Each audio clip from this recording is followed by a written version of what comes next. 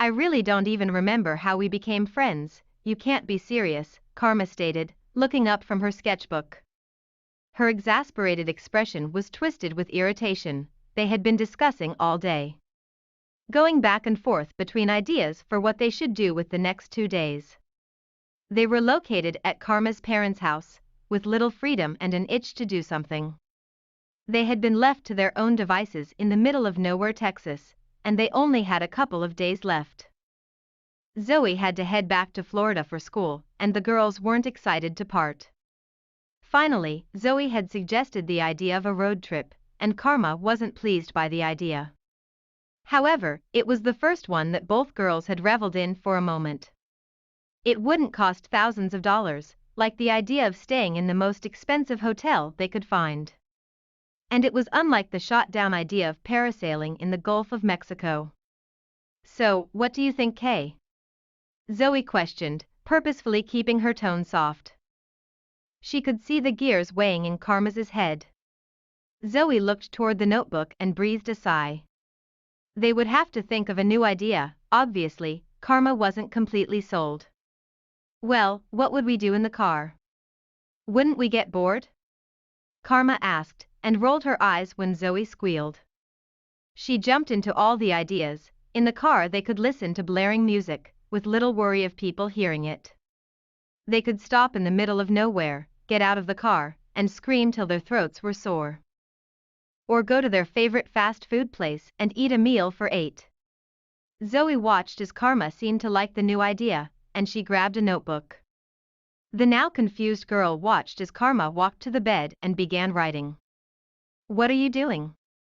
Zoe asked, her hands wringing together, thinking she had messed up.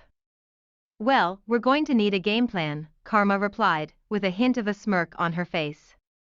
Zoe jumped through the air, excited for what this journey could hold. They decided to leave at night.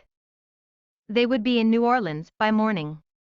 10 o'clock at night seemed reasonable at the time, but now 2 hours in, they were starting to regret it.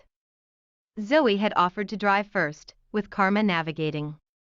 A conversation was sparked. The girls' voices began to rise over the GPS. I'm just saying, Kay, when we're freshmen, you were the math champion, and I was the English nerd.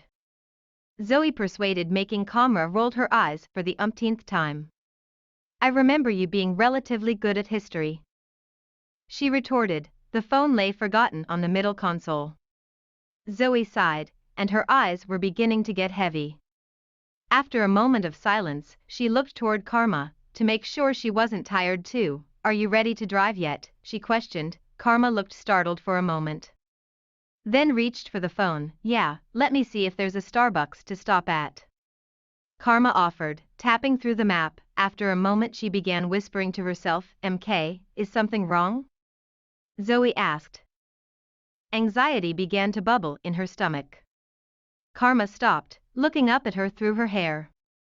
Well, oh gosh, we seem to have taken the wrong turn a while back there, Karma whispered, and Zoe let out a groan. They drove back and forth, the map leading them off and on the highway, trailing through neighborhoods and shopping centers. The girls bickered, laughed, switching drivers every 2 hours. Karma preferred to drive in silence, headphones in her ears and different genres of music blaring. Zoe drove with caution to the wind and rock metal blasting. This was usually met with an astute amount of resistance from Karma, with yelled warnings and weak threats. Eventually, they reached their correct road, and the journey seemed to be far from ending. What are we going to do in New Orleans? Zoe asked, setting her book in her lap, and Karma took the earbuds out. Well, I was thinking about going to the spot where we had won the one dance competition, Karma replied. Zoe's face lit up with surprise. You mean the one that we moved up into champion? Zoe exclaimed. Karma breathed a laugh.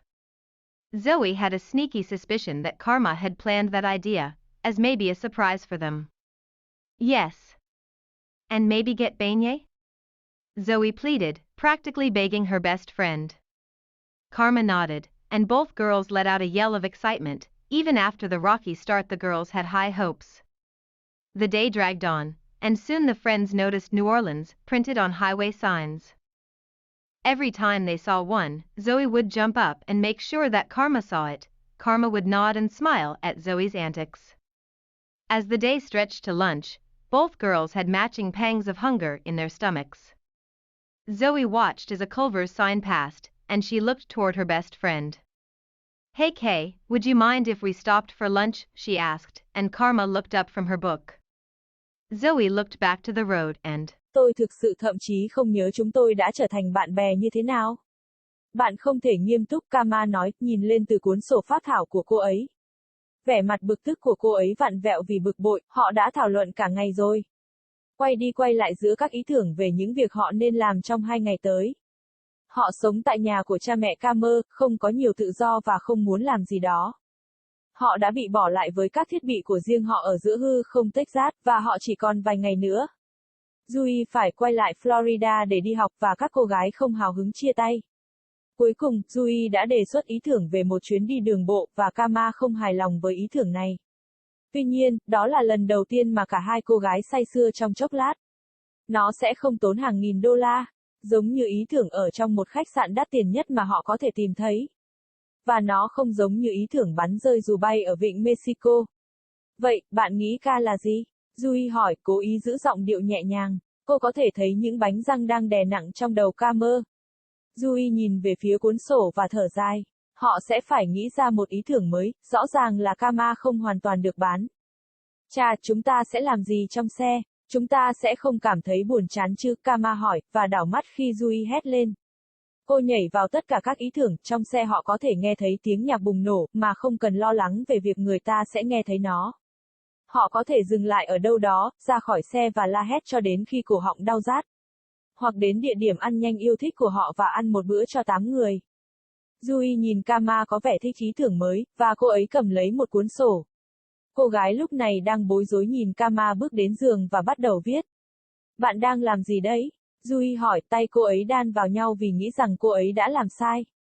Cha, chúng ta sẽ cần một kế hoạch trò chơi, Kama trả lời, với một nụ cười nhếch mép trên khuôn mặt. Zoe nhảy qua không trung, vui mừng vì những gì hành trình này có thể tổ chức. Họ quyết định đi vào ban đêm, họ sẽ đến New Orleans vào sáng mai. 10 giờ đêm có vẻ hợp lý, vào thời điểm đó, nhưng bây giờ đã 2 giờ đồng hồ, họ bắt đầu hối hận. Zoe đã đề nghị lái xe trước với Kama điều hướng. Một cuộc trò chuyện bắt đầu, giọng nói của cô gái bắt đầu vang lên qua GPS. Tôi chỉ nói là ca, khi còn là sinh viên năm nhất, bạn là nhà vô địch toán học. Còn tôi là mọt sách tiếng Anh. Zoe thuyết phục khiến camera tròn mắt lần thứ 12. Tôi nhớ bạn tương đối giỏi môn lịch sử. Cô vặn lại, chiếc điện thoại nằm quên trên bảng điều khiển ở giữa. Zoe thở dài, và mắt cô bắt đầu nặng trĩu. Sau một lúc im lặng, cô ấy nhìn về phía Kama, để đảm bảo rằng cô ấy cũng không mệt mỏi. Bạn đã sẵn sàng để lái xe chưa? Cô hỏi. Kama giật mình nhìn một lúc, sau đó với lấy điện thoại. Để tôi xem có quán Starbucks nào để dừng chân không? Kama đưa ra, chạm vào bản đồ, sau một lúc cô bắt đầu thì thầm với chính mình. Ca, có chuyện gì vậy? Zoe hỏi, trong bụng cô bắt đầu lo lắng. Kama dừng lại, ngước nhìn cô qua mái tóc. Chà, ôi trời, chúng ta có vẻ đã đi nhầm đường ở đó, Kama thì thầm, và Zoe rên lên. Họ lái xe tới lui, bản đồ dẫn họ đi và về trên đường cao tốc, đi qua các khu phố và trung tâm mua sắm. Các cô gái đạp xe cười đùa, đổi tài xế 2 giờ một lần. Kama thích lái xe trong im lặng, tai nghe trong tai và nhiều thể loại âm nhạc khác nhau bùng nổ. Zoe lái xe thận trọng trước gió và tiếng nổ của kim loại đá. Điều này thường gặp phải sự phản kháng sắc sảo từ Kama. Với những lời cảnh báo la hét và những lời đe dọa yếu ớt.